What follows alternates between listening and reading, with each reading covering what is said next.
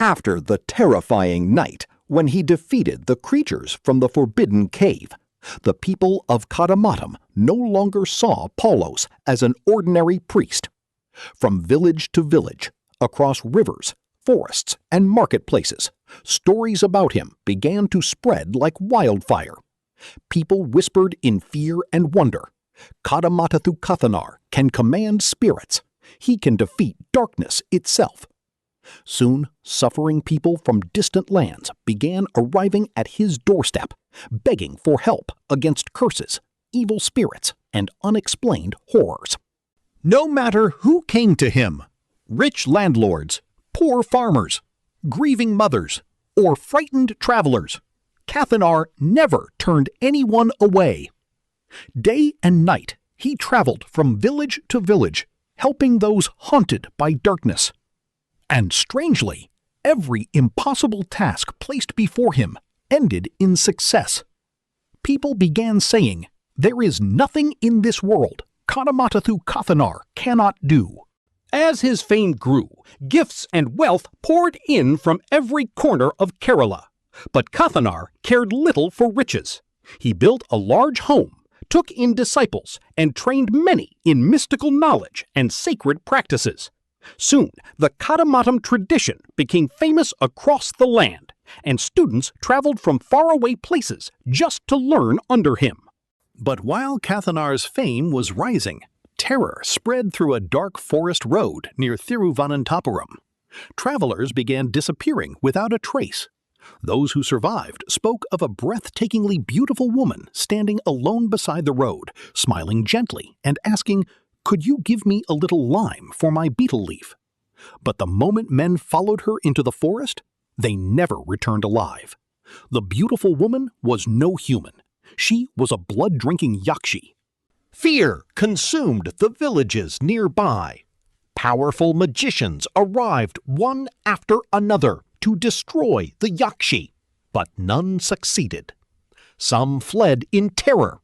Others disappeared forever. Finally, the desperate villagers traveled to Kadamattam and begged Kathanar, "Only you can save us now." Hearing their cries, Kathanar quietly rose and said, "Then let us end this darkness tonight."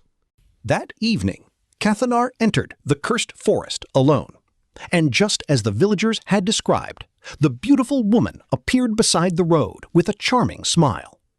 Looking directly into his eyes, she softly asked, "Will you give me some lime for my betel leaf?" But unlike the others, Kathanar smiled back calmly. "Of course," he replied. Then he secretly placed the lime upon a magical iron nail and handed it to her. The moment the Yakshi touched the enchanted nail, her powers vanished instantly. Without realizing it, she had fallen completely under Kathanar's control. Unable to resist him anymore, she silently followed behind him like a servant, while Kathanar walked calmly through the night. The demon, who had terrorized entire villages, now walked helplessly behind the priest she could not defeat. After days of travel, Kathanar stopped at a relative's house in Kayamkulam. The elderly woman living there welcomed both of them warmly, believing the Yakshi was merely Kathanar's servant. Later that night, while combing the young woman's hair affectionately, the old woman suddenly discovered an iron nail driven into her head. Shocked and horrified, she cried, "Child, there's a nail in your skull!" And before anyone could stop her, she pulled it out. In the very next second, the woman vanished into thin air. The room turned ice cold. Doors slammed violently. And the terrified old woman realized she had released the deadly Yakshi once again. The moment Kathanar heard what happened, he immediately rushed outside and began chasing the spirit through the night. The Yakshi fled toward the river at Manar and crossed to the other side by boat before Kathanar could reach her. But there were no boats left for him. The boatman stared helplessly as Kathanar calmly cut a banana leaf from a nearby tree, placed it upon the river, stepped onto it, and floated across the water like a man walking on land. When Kathanar finally cornered the Yakshi, she trembled before him. Raising his hand, he warned her, "If you ever harm another innocent soul again, I will destroy you forever."